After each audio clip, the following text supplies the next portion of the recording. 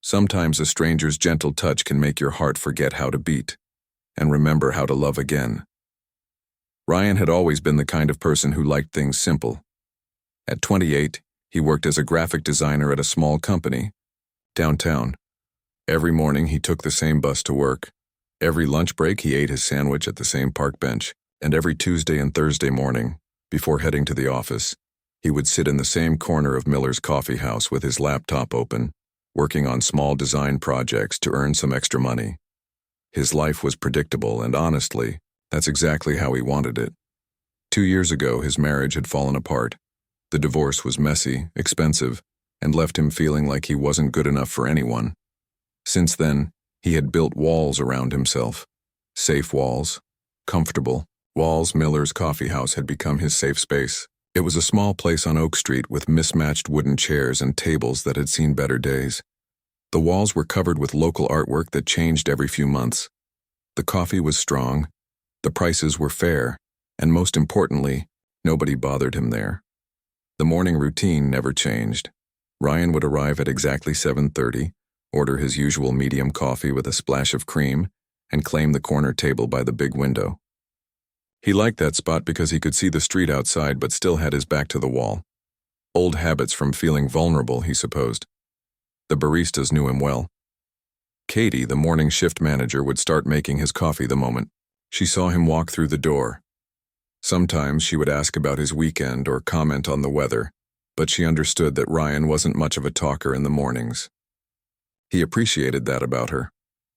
On this particular Tuesday morning in early October, everything started the same way it always did. Ryan settled into his corner table, opened his laptop, and pulled up the logo design he had been working on for a local bakery. The owner wanted something that looked friendly but professional, modern but not too trendy.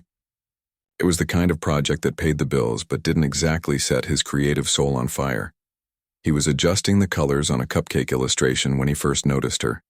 She was sitting 3 tables away from him, near the window that faced the side street. Her dark brown hair was pulled back in a loose ponytail, and she was completely absorbed in reading a paperback book. What caught his attention wasn't just that she was pretty, though she certainly was.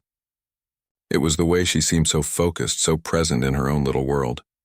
Ryan found himself glancing up from his screen more often than usual. She had this habit of tucking a strand of hair behind her ear when she was really concentrating on something she was reading.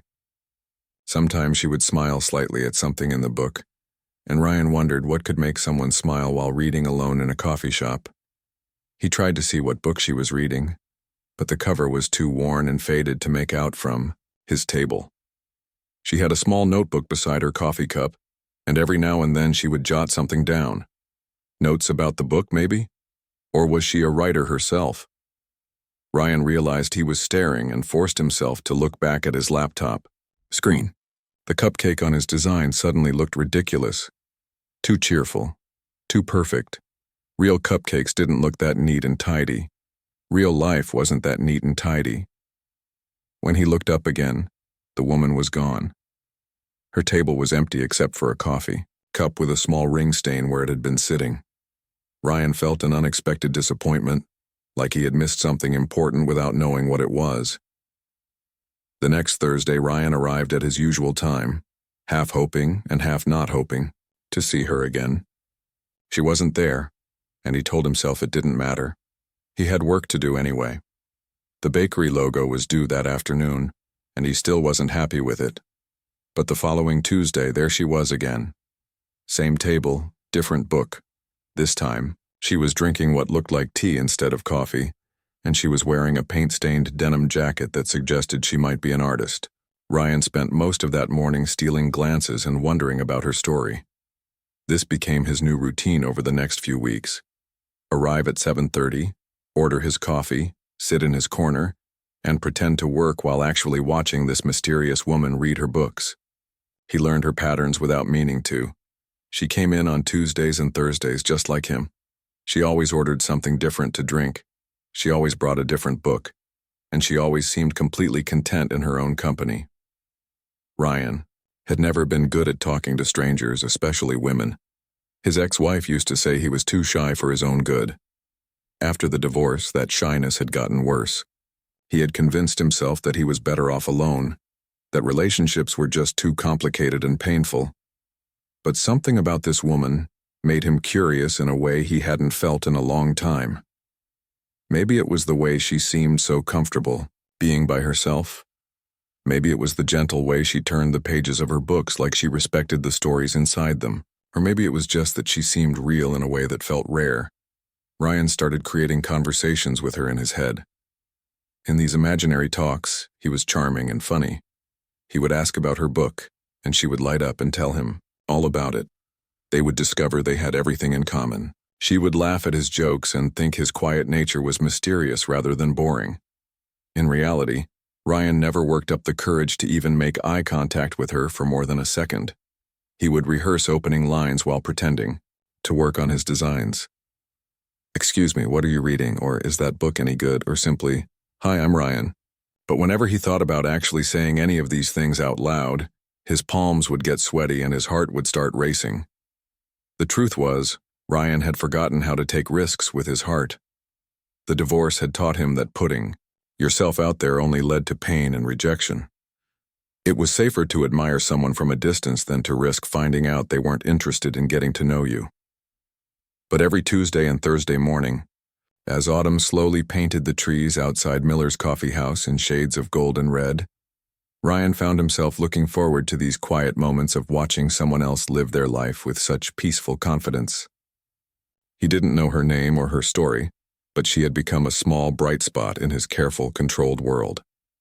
What Ryan didn't know was that his ordinary Tuesday morning routine was about to become extraordinary.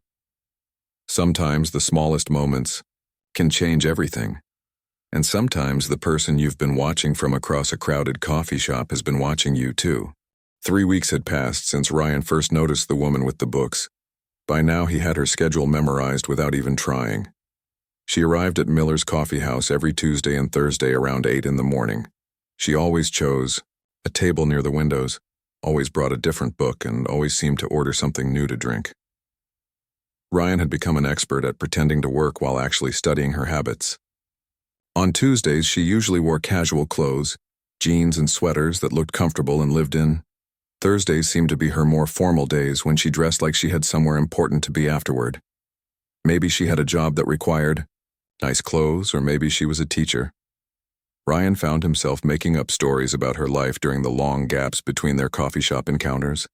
He had started arriving 15 minutes earlier than usual, just to make sure he didn't miss her. Katie, the morning barista, had noticed his new timing but didn't say anything. She probably thought he was just becoming more dedicated to his morning work routine. If only she knew the truth, that Ryan was basically scheduling his entire week around glimpsing a stranger who didn't even know he existed. The woman's book choices fascinated him. One week she was reading something thick and serious-looking that might have been philosophy or history. The next week, it was a slim volume of poetry. Ryan wondered if she was a student, or maybe just someone who loved learning new things. He wished he could see the titles more clearly, but his corner table was just far enough away that he couldn't make out the details. Sometimes she would write in a small notebook while she read. Her handwriting looked neat and deliberate from what Ryan could see. She would pause, think for a moment, then write something down. It could have been quotes from the books or her own thoughts, or maybe she was working on some kind of project. The mystery of it all made her even more interesting to him. Ryan had never been the type to approach strangers, especially not women. His confidence had taken a serious hit during his divorce 2 years earlier. His ex-wife had made it clear that she found him boring and predictable. Those words still echoed in his head whenever he thought about talking to someone new. What if this woman thought the same thing? What if he opened his mouth and proved that he really was as dull as his ex-wife had claimed? But despite his fears, Ryan found himself wanting to know more about this mysterious reader. He created elaborate scenarios in his mind where he would casually walk past her table and she would look up from her book with a warm smile. Or maybe he would accidentally drop something near her table and she would help him pick it up, leading to a natural conversation. In these daydreams, Ryan was smooth and interesting. He said clever things that made her laugh, and she was impressed by his quiet intelligence. Reality, however, was much less cooperative than his imagination. Every time Ryan thought about actually approaching her, his palms would get sweaty and his heart would start pounding. He would rehearse opening lines in his head, but they all sounded stupid when he imagined saying them out loud. Nice book seemed too obvious. Do you come here often? Was a terrible cliché. Hi, I'm Ryan. Felt too forward and might scare her away. So Ryan continued his routine of admiring her from a safe distance, telling himself that it was better this way. At least from across the coffee shop he couldn't embarrass himself or face rejection. He could just enjoy these small moments of wondering about her life and imagining what it might be like to have someone to share morning coffee with again. November arrived with the first real cold snap of the year. The trees outside Miller's coffee house had lost most of their leaves and people were starting to wear heavier coats and scarves. Ryan had upgraded from his light jacket to his warm winter coat, the same one he had owned for 5 years. It was practical and boring, just like everything else in his carefully controlled life. Thursday morning, November 15th, started like any other. Ryan caught his usual bus, arrived at the coffee shop at his new earlier time, and ordered his regular coffee from Katie. The mysterious woman was already there, sitting at her usual table by the window. Today she was reading what looked like a novel, something with a blue cover that she held carefully like it was precious to her. Ryan settled into his corner table and opened his laptop, but he was having trouble concentrating on work that morning. He had been thinking about her more than usual lately, wondering if he was wasting an opportunity by never speaking to her. What if she moved away and he never saw her again? What if she stopped coming to the coffee shop? He would always wonder what might have happened if he had just been brave enough to say hello. The morning was gray and drizzly, the kind of weather that made everyone move a little faster and hunch their shoulders against the cold. Ryan was so lost in his thoughts about missed opportunities and what-if scenarios that he barely noticed when the woman at the window table started packing up her things to leave. He looked up just as she was putting her book into her bag, and, for a split second, their eyes met across the coffee shop. She smiled. Just a small, polite smile, before looking away, but it was enough to make Ryan's heart skip a beat. Had she been aware of him watching her all these weeks? Did she think he was creepy? Or was that smile a sign that she might actually be open to conversation? Before Ryan could process what was happening, she was walking toward the door. This was it. This was his chance. If he was ever going to say something, it had to be now. Ryan closed his laptop with more force than necessary and stood up quickly, almost knocking over his coffee cup in the process. He grabbed his jacket and headed for the door, his heart racing like he was about to jump out of an airplane. The woman was just pushing the door open when Ryan reached it. He could smell her perfume, something light and floral that reminded him of spring gardens. "Excuse me," Ryan said, his voice coming out rougher than he intended. The woman turned around, and suddenly Ryan found himself looking directly into her eyes for the first time. They were a warm brown color with little flecks of gold around the edges, and they were looking at him with curiosity rather than annoyance. "Yes?" she said, and her voice was softer and more musical than Ryan had imagined during all those weeks of wondering. Ryan started, then stopped. His carefully rehearsed opening lines had completely disappeared from his brain. He was standing there like an idiot, staring at this beautiful woman who was waiting patiently for him to say something that made sense. "Are you okay?" she asked, and there was genuine concern in her voice now. Great, Ryan thought. Not only was he failing to be charming, but now she thought something was wrong with him. "I'm fine," Ryan managed to say. I've seen you here before. Reading. I read too. Not that there's anything special about reading. Everyone reads, but..." He was rambling now, making it worse with every word. The woman smiled again, and this time it was a real smile, not just politeness. "You sit in the corner table," she said, "by the window. You're always working on your laptop." Ryan blinked in surprise. She had noticed him too. "Yes, that's me, I'm Ryan," he said, finally managing to get his name out. "I'm Lily," she replied.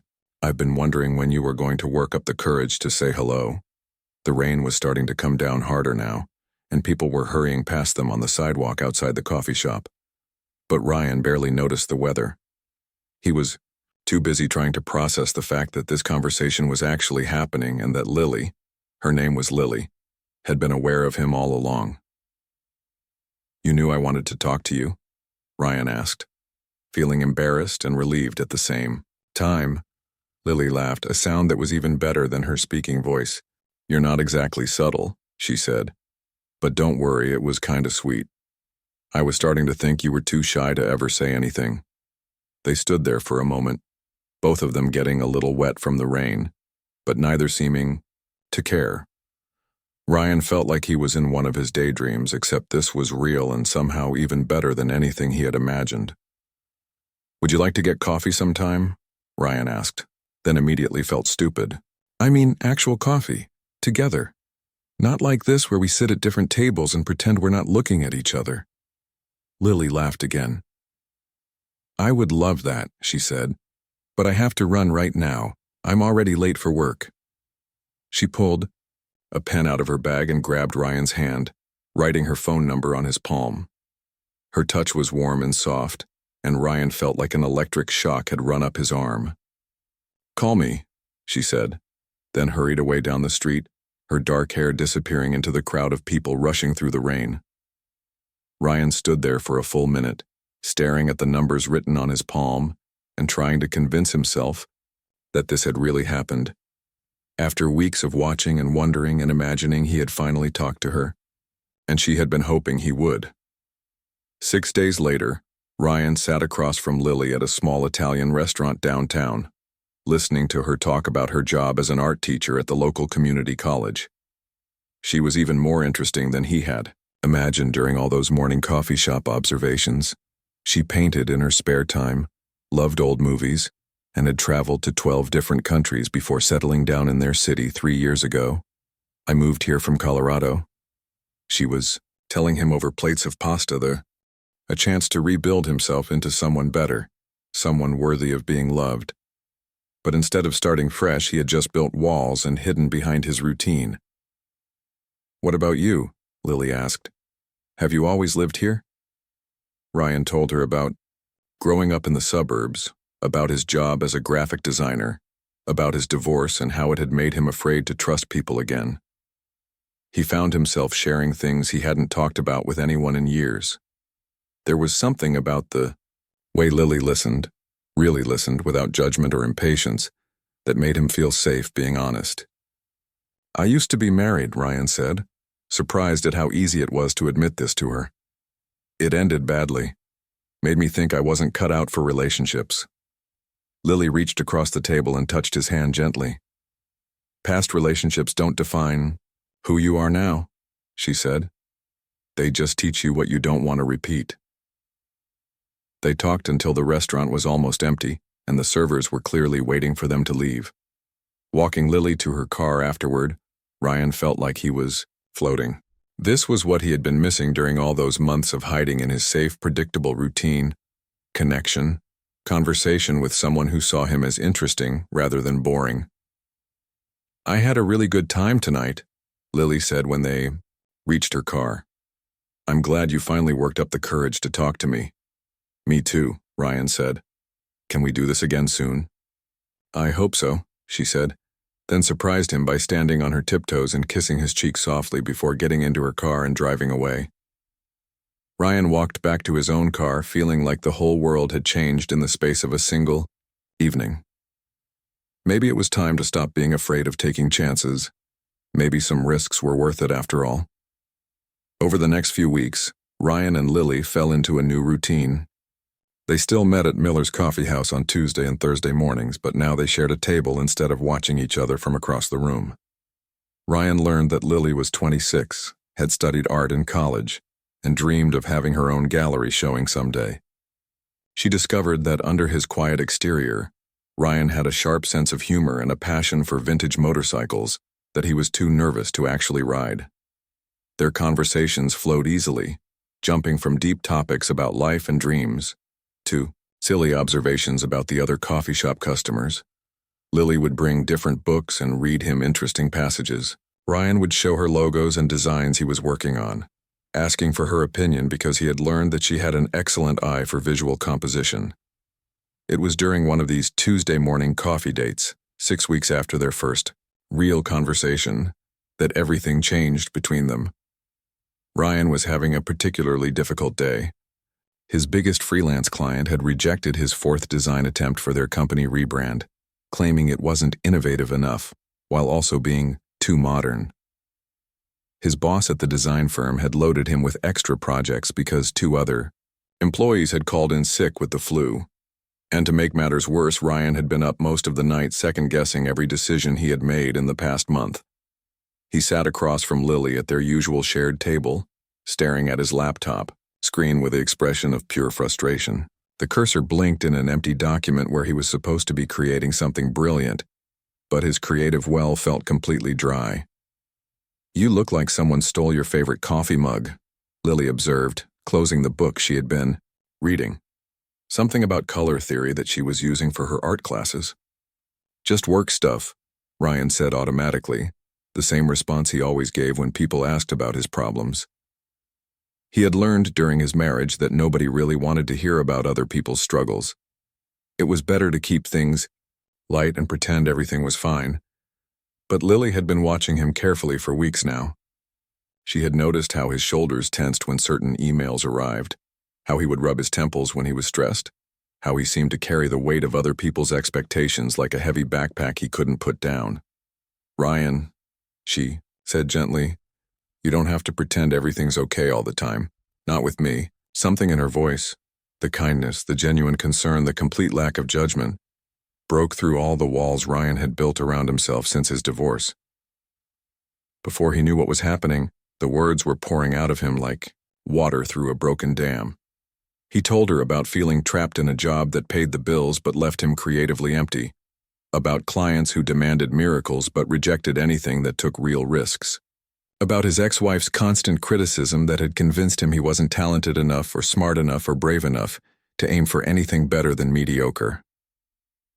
"Sometimes I feel like I'm sleepwalking through my own life," Ryan said, surprised by his own honesty. "Like I'm too scared to really try for what I want because failing would prove that everyone was right about me not being good enough." As he spoke, Lily listened without interrupting, occasionally nodding to show she was following along. Her coffee had gone cold, but she didn't seem to notice. When Ryan finally finished his confession, there was a moment of comfortable silence between them, filled only by the familiar sounds of the coffee shop, conversations, espresso machines, the gentle clink of cups and spoons. Then, without warning or explanation, Lily reached across the table and rested her hand gently on Ryan's shoulder. It was such a simple gesture, but the moment her palm touched his shirt, everything else in the world seemed to fade away. The warmth of her hand, the way her fingers curved naturally over the slope of his shoulder, the complete absence of pity or sympathy in her touch. It was like being struck by lightning, but in the most wonderful way possible. Ryan felt his heart skip, then race, then seemed to forget its normal rhythm entirely. The busy coffee shop around them, the conversations, the background music, the sounds of daily life, all became distant background noise. All he could focus on was the weight of Lily's hand on his shoulder and the way she was looking at him. She wasn't looking at him with sympathy or sadness. She wasn't trying to fix him or change him. Instead, her eyes held something deeper: recognition, acceptance, and maybe even love. She was seeing him exactly as he was, with all his fears and doubts and insecurities, and she wasn't running away. "You're braver than you think you are," Lily said quietly, her voice barely above a whisper. "And you're definitely good enough.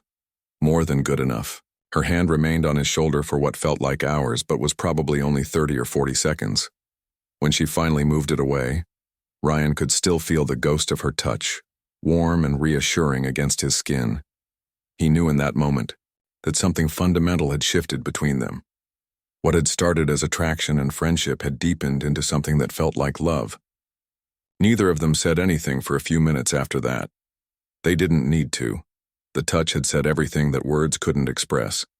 They both knew that they had crossed an invisible line from which there would be no going back. When they finally left the coffee shop that morning, walking out into the bright November sunshine together, Ryan felt like he was seeing the world with new eyes. The fears and doubts that had been weighing him down were still there, but they felt smaller, now less important than the feeling of being truly understood by someone who cared about him.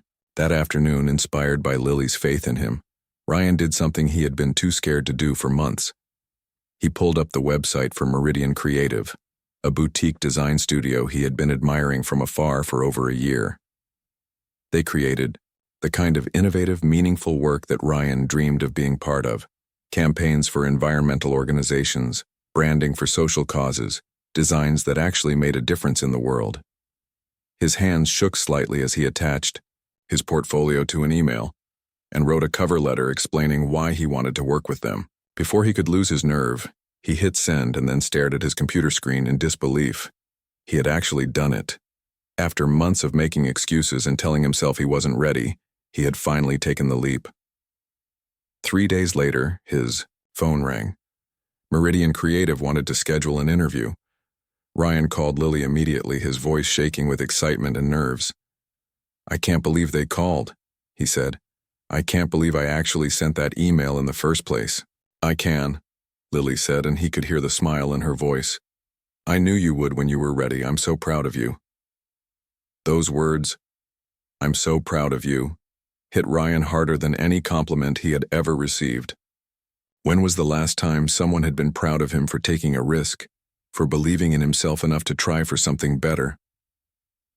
That night, lying in bed and replaying the moment when Lily had touched his shoulder, Ryan realized that love wasn't just about finding someone who made you happy. It was about finding someone who made you brave enough to become the person you were meant to be. And for the first time in years, Ryan was excited to find out who that person might turn out to be. The weeks following what Ryan had started calling the touch in his mind were like living in a beautiful dream that he was afraid might end at any moment.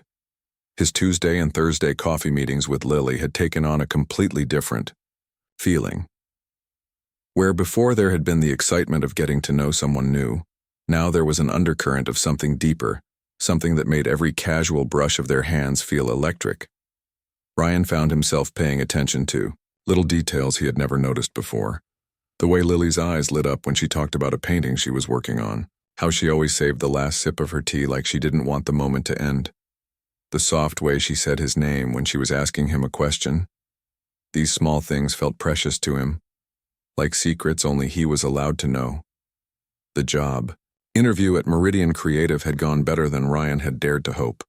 The creative director, a woman named Alex who wore paint-splattered jeans and had an office full of plants, had looked through his portfolio with genuine interest. She asked him thoughtful questions about his design process and seemed impressed by his ideas for improving their environmental campaign materials. "We're not just looking for someone who can make things look pretty," Alex had explained during the interview. "We want someone who understands that design can change how people think and feel, someone who believes that what we create actually matters." Ryan had felt a spark of excitement hearing those words. This was exactly the kind of work he had dreamed of doing. Projects that had meaning beyond just selling products or making money. When Alex called 3 days later to offer him the position, Ryan had to sit down because his knees felt weak with relief and joy. Lily was the first person he called with the news. "They said yes," Ryan told her, still hardly believing it himself. "They actually said yes. I start next month." "Of course they said yes," Lily replied, and Ryan could hear her smiling through the phone. "I never doubted it for a second. You're going to do amazing work there." But even as Ryan was celebrating this major career breakthrough, he could sense that something was bothering Lily. She seemed distracted during their coffee meetings, like part of her mind was somewhere else. When he asked if everything was okay, she would smile and change the subject, but Ryan had learned to read her moods well enough to know when she was keeping something to herself. The truth came out on a cold Thursday morning in December, when the first snow of the winter was just starting to fall outside the windows of Miller's coffee house. Lily had been unusually quiet, stirring her chai tea absently while staring out at the gray sky. I got some news yesterday, she said finally, not meeting Ryan's eyes. About my art. Ryan felt his stomach tighten with worry. Had something bad happened? Had she been rejected from a show she wanted to be part of? What kind of news? He asked carefully. I applied for this residency program.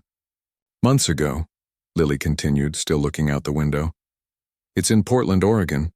6 months of working with established artists, having access to professional studios, getting mentorship from people whose work I've admired for years. It could completely change my career. Ryan waited, sensing there was more coming. His coffee had gone cold, but he didn't notice. I got accepted, Lily said quietly. They want me to start in February. The words hit Ryan like a physical blow. February was only 2 months away. 6 months in Portland meant Lily would be gone until August, maybe longer if the program led to other opportunities. Just when Ryan had finally found someone who made him want to take risks with his heart again, she was leaving. That's incredible, Ryan managed to say, and he meant it even though part of him felt like the world was crashing down around him. I'm so happy for you. This is everything you've worked toward. Lily finally looked at him then, and Ryan could see the conflict in her eyes. Is it, though? She asked. What if I'm meant to be here? What if I'm meant to be with... She stopped herself, the unfinished sentence hanging heavy between them. Ryan reached across the table and took her hand, intertwining their fingers the way they had started doing without really thinking about it.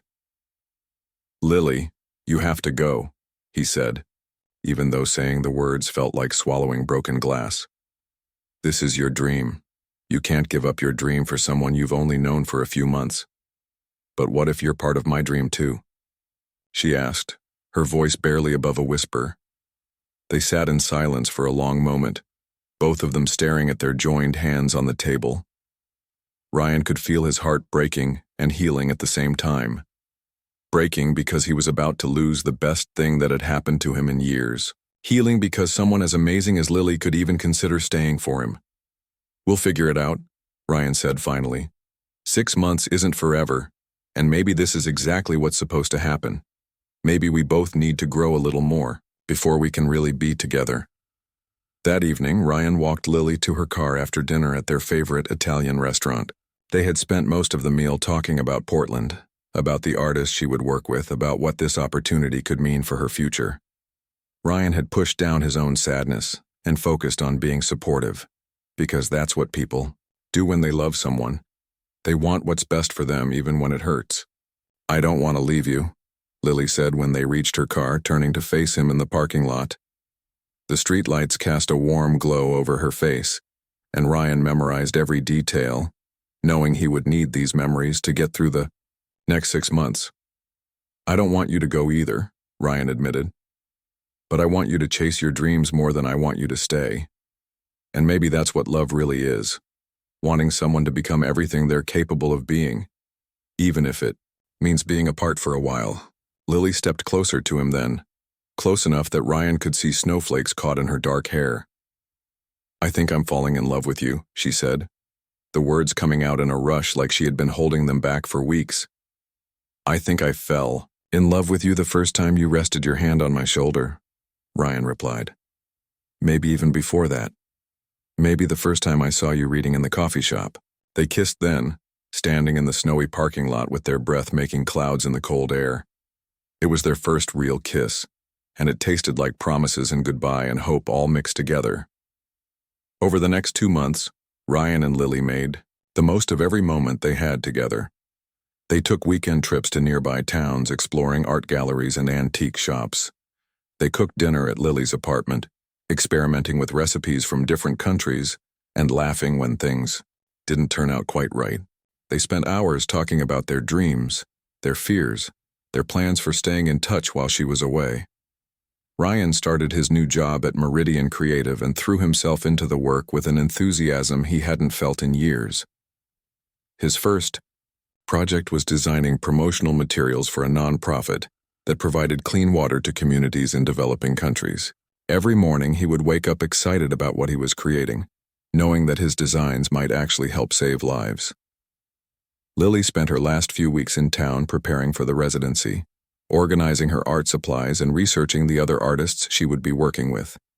She painted a small canvas for Ryan, an abstract piece in warm golds and deep blues that somehow captured the feeling of that moment when she had first touched his shoulder in the coffee shop. "So you don't forget?" she said when she gave it to him. "I could never forget," Ryan replied, holding the painting carefully like it was made of spun gold. The day Lily left for Portland was gray and cold, with the kind of drizzle that makes everything look sad. Ryan drove her to the airport, both of them trying to stay cheerful even though their hearts were breaking. They sat in the terminal coffee shop, not Miller's Coffee House, but a generic chain place that smelled like burnt coffee and industrial cleaning products. "This isn't how I imagined our first goodbye would be," Lily said, playing with the handle of her coffee cup. "It's not goodbye," Ryan corrected her. "It's see you later. 6 months. We can do 6 months." When they called her flight for boarding, Ryan walked her as far as security would allow. They hugged for a long time, neither wanting to be the first to let go. "Call me when you land," Ryan said. "I will. And Ryan?" Lily looked up at him with those warm brown eyes he had fallen in love with. "Don't wait for me if something better comes along." "Nothing better is coming along," Ryan said firmly. "You're it for me, Lily. However long it takes, I'll be here when you come back." The 6 months that followed were the longest of Ryan's life. He threw himself into his work at Meridian Creative, pouring his emotions into designs that were bolder and more innovative than anything he had created before. His boss Alex noticed the change immediately. "I don't know what happened to you," she said during his 3-month review, "but keep doing whatever you're doing. Your work has completely transformed." Ryan and Lily talked every day, sometimes for hours. She told him about the other artists in the program, about the paintings she was creating, about how the experience was pushing her to try techniques she had never attempted before. He shared stories about his projects at work, about the vintage motorcycle he had finally bought and learned to ride, about how much he missed their Tuesday and Thursday morning coffee dates. "I miss you too," Lily would always say before hanging up, "more than I thought it was possible to miss someone." But as the months went by, Ryan could hear subtle changes in Lily's voice. She sounded more confident, more sure of herself as an artist. The program was doing exactly what it was supposed to do, transforming her into the painter she had always had the potential to be. When she told him that a gallery in Seattle wanted to represent her work, Ryan felt proud and terrified at the same time. What if success in Portland meant she never came back? "It's just a possibility," Lily assured him during one of their nightly phone calls. "Nothing's decided yet. And even if I do work with the Seattle gallery, it doesn't mean I have to move there permanently." But Ryan could hear the excitement in her voice when she talked about the opportunities opening up for her. He began to wonder if asking her to come back was selfish. Maybe she was outgrowing their small city, outgrowing him. The call came on a Tuesday morning in July, exactly 6 months after Lily had left. Ryan was sitting in Miller's Coffee House. He had kept going there every Tuesday and Thursday, partly out of habit and partly because it made him feel closer to her. When his phone rang and he saw her name on the screen, his heart jumped. "The program ends next week," Lily said without preamble. "I've been offered a position at a gallery in Seattle. It's everything I've ever wanted professionally." Ryan felt his world tilt sideways. "That's wonderful," he managed to say. "I'm so proud of you." "But I've made a decision," Lily continued. "I'm coming home. To you. The gallery is willing to represent my work remotely, which means I can paint anywhere. And I want to paint there, in our city, with you." Ryan couldn't speak for a moment. After 6 months of preparing himself for the possibility that she might not come back, he couldn't quite process that she was choosing him, choosing them. "Are you sure?" he asked finally. "I don't want you to give up your dreams for me." "I'm not giving up my dreams," Lily said firmly. "I'm choosing all of them, my art, my career, and the man I love. Ryan, you're not separate from my dreams. You're part of them." A week later, Ryan stood in the same spot at the airport where they had said goodbye 6 months earlier. This time, instead of leaving, he was waiting for Lily to come home. When he finally saw her walking toward him, pulling her suitcase and carrying a familiar worn book, Ryan felt like his heart might explode with happiness. She looked different, more confident, her hair shorter, wearing a flowing dress he had never seen before. But when their eyes met across the crowded terminal, her smile was exactly the same as it had been that first day when she had turned around in the coffee shop. Doorway, Lily dropped her suitcase and ran the last few steps, throwing her arms around Ryan's neck. He lifted her off the ground and spun her around, both of them laughing and crying at the same time. When he finally set her down, they kissed like they were trying to make up for 6 months of separation in a single moment. "I missed you so much," Lily whispered against his lips. "I missed you too," Ryan replied. "Every single day." Later that afternoon, they were back at their table in Miller's coffee house, catching up on 6 months of stories that phone calls hadn't been able to fully capture. Lily told him about the gallery owner in Seattle who had become like a mentor to her, about the mountain she had hiked alone in Oregon, about the series of paintings she had created inspired by their daily phone calls. Ryan told her about the motorcycle trips he had taken along the coast, about the major campaign he had led at work that had won a National Design Award, about how he had learned to be alone without being lonely because he knew she was coming back. "I have something for you," Lily said, reaching into her bag. She pulled out a small canvas no bigger than a notebook. It was a painting of 2 hands, one resting gently on the shoulder of another, rendered in the same warm golds and deep blues as the painting she had given him before leaving. "I painted this during my 2nd week in Portland," she explained. "When I was missing you so much I could barely function. It's that moment, you know, when everything changed between us." Ryan stared at the painting, remembering that Tuesday morning when Lily had first touched his shoulder, and his heart had forgotten how to beat properly. "It's perfect," he said. "I want to stay," Lily said suddenly. "Not just for a visit. I want to move back permanently. The gallery work means I can paint from anywhere, and anywhere I want to be is here, with you." This time it was Ryan who reached across the table. But instead of resting his hand on her shoulder, he took both of her hands in his, lifting them to his lips and kissing her knuckles gently. "Are you absolutely sure?" he asked. "Because if you stay, I'm never letting you go again." Lily smiled, the same smile that had captivated him from across a crowded coffee shop all those months ago. "I've never been more sure of anything in my life." As they walked out of Miller's coffee house together that evening, hand in hand, Ryan realized that sometimes the most beautiful love stories begin with the smallest gestures. Sometimes all it takes is one person brave enough to reach across a table and rest their hand on someone's shoulder, trusting that the heart knows what it's doing, even when it forgets how to beat. 6 months later, Ryan and Lily were engaged. A year after that, they were married in the community college art garden where Lily taught weekend classes, surrounded by student sculptures and Ryan's vintage motorcycle decorated with flowers. The small painting of the hands hangs in their kitchen now, in the apartment they share just 4 blocks from Miller's coffee house. They still meet there every Tuesday and Thursday morning, sitting at the same table where their love story began. Lily brings different books and reads him interesting passages. Ryan shows her the designs he's working on, asking for her artistic opinion. Katie, the morning barista, still makes Ryan's coffee before he even orders it, but now she makes Lily's chai tea too. Sometimes when Ryan is having a difficult day or doubting himself, Lily will reach across the table and rest her hand on his shoulder, just like she did that first time.